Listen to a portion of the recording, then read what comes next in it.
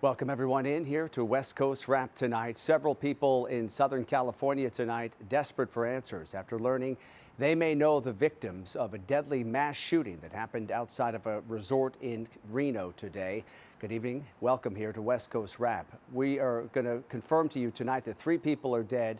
Several others are hurt after a gunman opened fire outside of the largest casino and resort in Reno. The suspected shooter is in custody tonight. The shooting happened this morning near the valet area of the Grand Sierra Resort. 5 people were shot there. Another victim was shot and killed while driving into the parking lot. When police got to the scene, officers got into a shootout with the suspect. One officer suffered minor injuries, but authorities say the officer was not shot. Within 2.5 minutes, our PD officers arrived on scene and were able to locate the suspect on the northwest side of the property in the parking lot. The suspect confronted these responding officers with a firearm, and an officer-involved shooting occurred.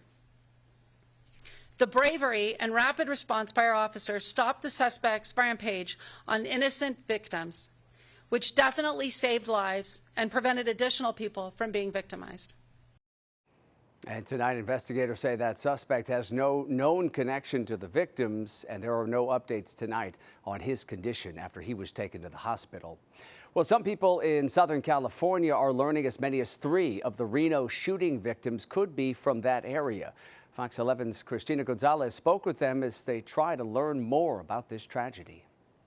Oh my God. I don't know how to process it yet. I gotta go ask. A desperate search for information as customers at Newbury Park's Side Street Cafe find out that co-owner Andrew Kipa is reportedly among the multiple victims shot outside the Grand Sierra Resort Casino in Reno. The suspect's firearm malfunctioned. However, he was able to make it operable. Once operable, the suspect fired multiple times at the group of victims at valet. In total, 6 victims were shot. 3 of them are now deceased. 2 remain in critical condition, and 1 was released. Friends saying that Andrew was with buddies waiting for an Uber to return to the airport after a bachelor party the night before. I've probably known him for 20 years. Oh my God. Yeah, so I saw him grow up here with his mom and her business partner when they bought the place. And I remember when Andrew went to culinary school. Tonight we're doing ahi tuna steaks for you guys. He has a cooking show on YouTube, but took a larger role at the cafe, especially around the time of the Thousand Oaks Borderline Bar and Grill mass shooting in 2018. 13 people died, including the gunman who had a history of mental illness. I know some people that died at the shooting at the bar, so this just makes me very sad. Just brings it all back. They supplied food. The whole community came and supported the Borderline. We sold probably close to $1 million in T-shirts and donated to the families and those affected. And now here we are talking about... Yeah, now Andrew's involved in this. Loved ones saying that at least 3 of those shot are from the area. Everything in Newbury Park is like, hey, Bob, hey, whatever. It's like you always know somebody, and then something like this happens, and you don't expect it to happen to good people. It's hard to understand why stuff like that happens. And that was Fox 11's Christina Gonzalez reporting tonight. The Grand Sierra Resort in Reno did put out a statement about the tragedy, saying in part, quote, "We are heartbroken by the senseless violence that occurred in our parking area earlier today. We are incredibly grateful for the swift and courageous response by our armed security team. We also want to thank the Reno Police Department for their rapid assistance. We are actively working to support guests and team members who may have been impacted." We turn now to another mass shooting that's getting attention tonight across the country. Sources tell the Associated Press at least 5 people, including a police officer, are dead after a shooting that happened inside a Manhattan office building. Police say the shooter, now identified as 26-year-old Shane Tamura from Nevada, is dead. Fox News reports he took his own life after going up to the 33rd floor of that building. Investigators say the shooter opened fire inside the lobby of that Park Avenue office building. That building houses some of the country's top financial firms as well as the NFL. A desperate search in California's Central Valley for a mother and her 8-month-old baby who've been missing for nearly 2 weeks after a trip from Fresno to Sacramento.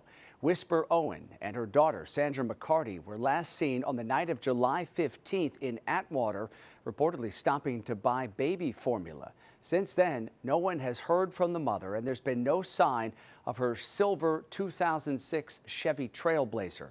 Anyone who has information about this case and the ongoing search is asked to reach out to the Fresno Police Department.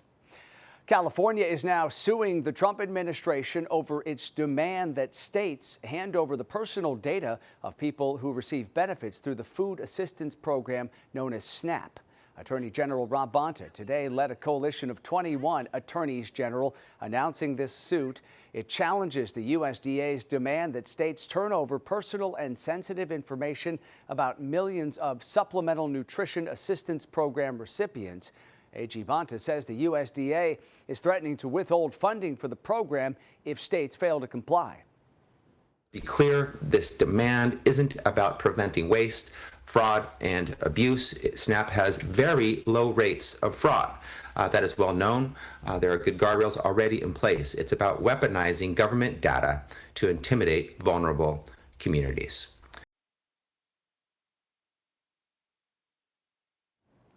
And this is the 35th lawsuit the state of California has filed against the Trump administration so far this year.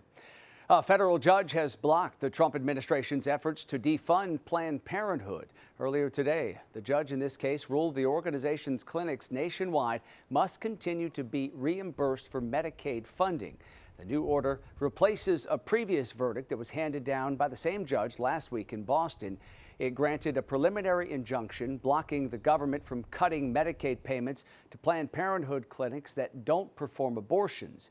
In her ruling, the judge wrote, patients are likely to suffer adverse health consequences if the care the organization provides is disrupted. Well, videos circulating online tonight show passengers using emergency slides to escape a burning American Airlines plane in Denver over the weekend. All 173 people who were on board that plane evacuated safely on Saturday, and tonight the FAA is investigating what went wrong. Fox's Kennedy Hayes spoke with one of the passengers who was on board about those scary moments. Yeah, this all happened as the flight was about to take off Saturday. The FAA says it was an issue with the plane's landing gear. American Airlines says it was a tire. One passenger says she heard a loud boom and then the plane started shaking. I looked to my teammate sitting on the left side, and she said that there's fire. And then she saw smoke, and then all other people started seeing it, and that's when I kind of was like panic mode. We have to evacuate the aircraft. Evacuate. Oh my God.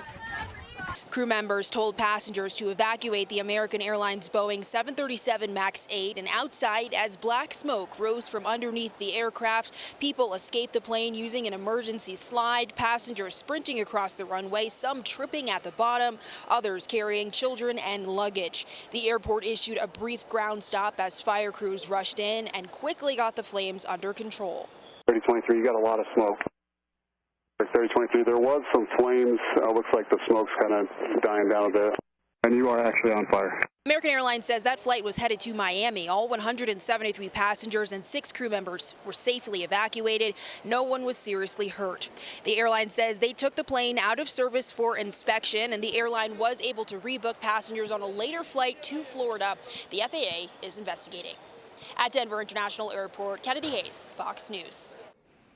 That plane fire in Denver is part of a series of events that are raising concerns about the safety of air travel. On Friday, a Southwest plane heading to Las Vegas from Burbank, California, took a dramatic plunge moments after takeoff to avoid possibly crashing into another aircraft. 2 flight attendants were treated for injuries. No passengers on that flight were seriously hurt. And a week before that, a SkyWest pilot flying over North Dakota made a last-minute maneuver to avoid crashing into a B-52 bomber that was on the same flight path. No one was hurt there. Transportation Secretary Sean Duffy says he has a plan to modernize the air traffic control system with the help of a GOP mega bill that was passed earlier this month. They gave us a historic $12.5 billion to start this upgrade, which is absolutely historic. The FAA says it's investigating those close calls in California and North Dakota. We have new details tonight about a Delta Airlines pilot who was arrested on a plane at San Francisco International Airport over this past weekend. Investigators say 34-year-old Rustam Bagwagar, a former Bay Area resident, has been charged with sexual abuse of a child. He was arrested moments after a Delta Airlines flight from Minneapolis landed at SFO on Saturday morning. According to court documents, the female victim reported the abuse happened in Contra Costa County, starting when she was 6 years old until she was 11 years old, when Bagwagar was dating her mother.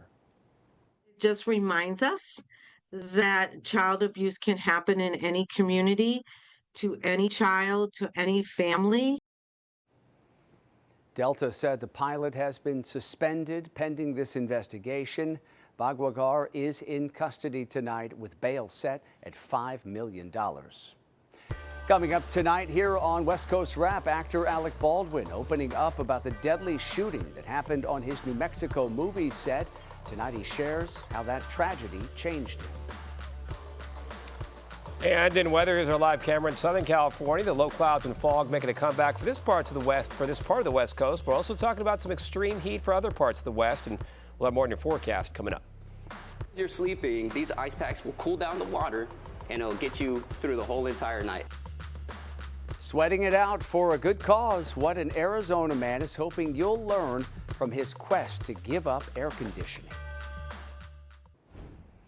Actor Alec Baldwin is talking tonight about how his life has changed since that deadly shooting on the New Mexico Rust movie set.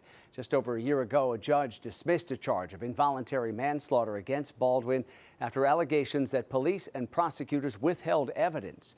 He had been charged in connection with the death of cinematographer Helena Hutchins back in 2021.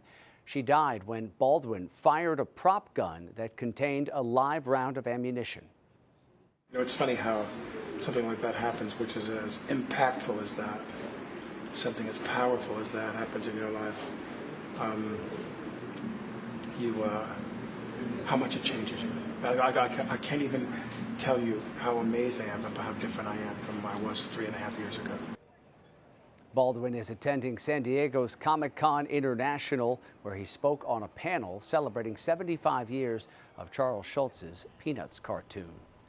Well, it looks like Oregon's Cram Fire is not going to become the country's first mega fire of 2025. Crews say they have this fire fully contained tonight. It's burned more than 95,000 acres northeast of Bend. That is shy of the 100,000 acres that would qualify this as a mega fire by the U.S. Interagency Fire Center. This fire has burned 2 homes and several other buildings, and investigators do believe it was human-caused. Crews battling a large fire in Utah admit they are fatigued. They've been battling the Monroe Canyon fire for about 2 weeks south of Provo. More than 23,000 acres have burned, with flames about 16% contained tonight. Fox 13's Carolina Hassett got some insight on the challenges that firefighters are facing from one of the first responders who's helping to coordinate the response. We were pretty spread thin last night, and it was a pretty rough night. Firefighters are facing fatigue after the Monroe Canyon fire doubled in size. Operations Section Chief Matt Call walked the public through the trouble area Sunday morning, with Maggleby being one of them. There was a fair amount of heat going through there, but we do have crews actively accessing that, assessing damage, taking hazard trees down. Now it's just kind of picking up the pieces and putting out some of the smoldering masses. The fire continued to push towards Porters and Long Flat, where evacuations are still in place. Call says they had to do a special operation in attempt to control the fire. If we take that heat out and remove those fuels, it doesn't hit us with such a vengeance. And the other concern is monitoring spot fires. We have a drone basically that has an infrared camera, and it's going to fly out looking for those spots. And we have those working till about 3 in the morning. Call says on Saturday there were at least 8 aircrafts in the air working to spread fire retardant. Call says there have been no catastrophic failures yet in Salt Lake City. Carolina Hassett, Fox 13 News, Utah. Tonight, people in one neighborhood are getting praise from the Central Arizona Fire and Medical Authority because they were quick to take action on Saturday when a fire started in Prescott Valley, north of Phoenix. Firefighters say the neighbors worked to dig out fire lines on their own, and that helped to slow the spread of the flames. That put first responders in a great position once they were able to take over. Investigators say fence welding in this area is what sparked the fire. Roughly 10 acres burned here. Well, people near the Grand Canyon are looking ahead to several days of extreme heat. Here's a live look at the Grand Canyon, where an extreme heat warning won't expire until Wednesday night. For more, let's bring in KTVU's chief meteorologist Mark Tamayo, who is tracking the temperatures there in northern Arizona and across the west. That was a gorgeous shot there, the Grand Canyon.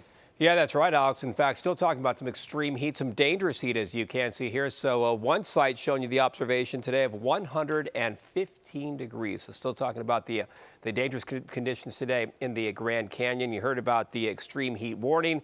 That continues right on through Tuesday and into your Wednesday. Temperatures could be around 100 to 113 degrees. Also, Phoenix today showing you 113 degrees, so you can see above the average. The record for today was 121 degrees set back on this day in 1995. Here's the overall weather setup on the satellite and the radar. As you can pick out, we have a trough over parts of the west coast impacting California. Also some showers and thunderstorms moving into portions of New Mexico, into parts of Colorado, so impacting the Rockies for today. And there's still the chance of some more thunderstorms for tomorrow.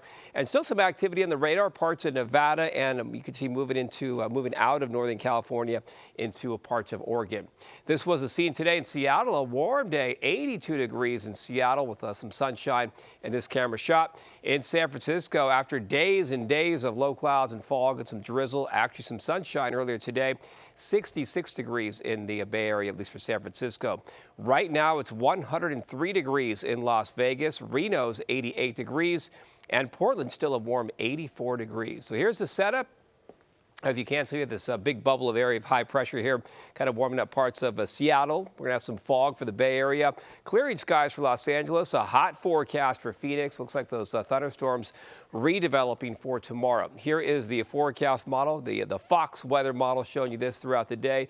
And the possibility once again of some showers and thunderstorms for southern Oregon. And then once again out toward parts of, you can see New Mexico. And we're going to bump up the shower threat out toward the Denver area for tomorrow. So here is the plan over the next 3 days. As you can see, a warm day in Seattle, temperatures in the lower 80s, in fact, for Tuesday and into Wednesday. Finally, some cooling into Thursday. For San Francisco, the Bay Area, clouds in the morning, clearing back near the coastline. San Francisco will be in the 60s, but the warmest parts of the Bay Area could be in the upper 80s, close to 90 degrees. For Southern California, Los Angeles, temperatures close to 80 with clearing skies. And then you can see the temperature is still a big factor here out toward Phoenix, 110 to 111 degrees, and tracking those thunderstorm chances as well out toward the Denver area. So a lot to talk about with some warm conditions, the hot conditions, and also some thunderstorm chances over the next few days. Alex. Yeah, a lot of folks facing some really serious heat. Okay, yeah. Mark, thank you. Filipino Immigrants' Rights Organization is ramping up its efforts to help migrants who are under increasing pressure in the Pacific Northwest. The leaders of Tanggol Migrante gathered in Tacoma, Washington yesterday to launch a national alliance. This move comes after a meeting between President Trump and the President of the Philippines. The group believes that meeting did nothing to help Filipino migrants who are struggling here in the U.S. Let's not let him use this platform to boast about his recent visit here to the U.S. when nothing that he did here will benefit migrant Filipinos anywhere in the world. The group wants Filipino President Ferdinand Marcos to secure a commitment from the U.S. that no Filipino immigrants will be deported to a third-party country.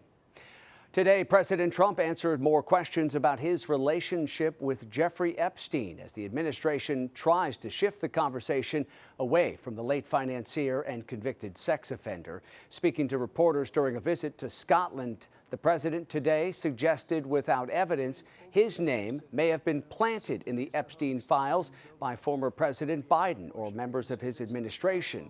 Attorney General Pam Bondi recently informed the president his name appears in those files.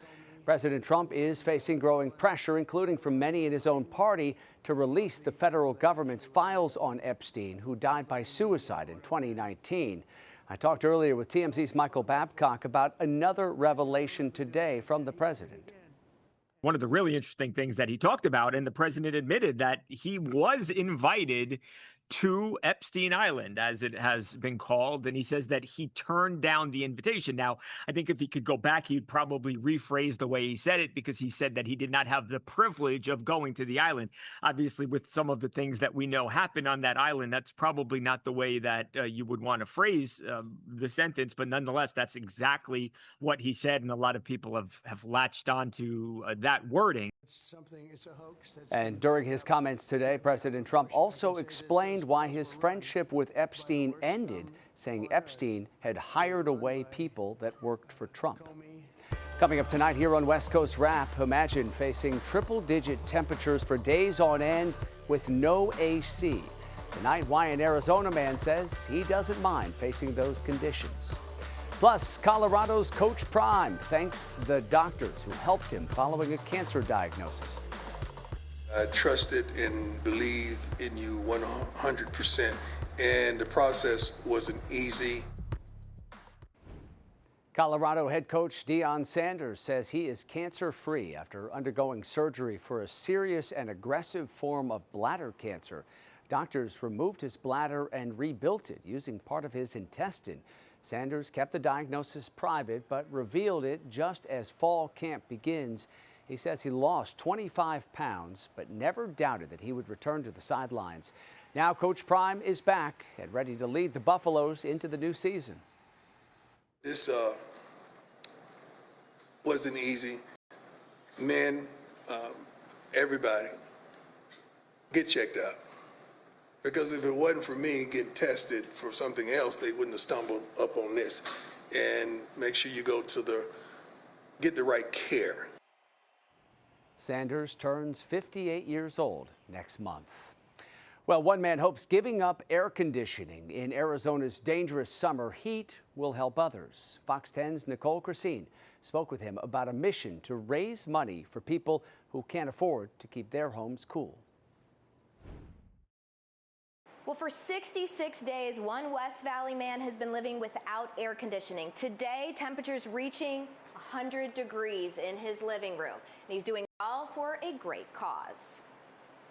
Paul Farmer says he fell on hard times last year and went 11 weeks without air conditioning.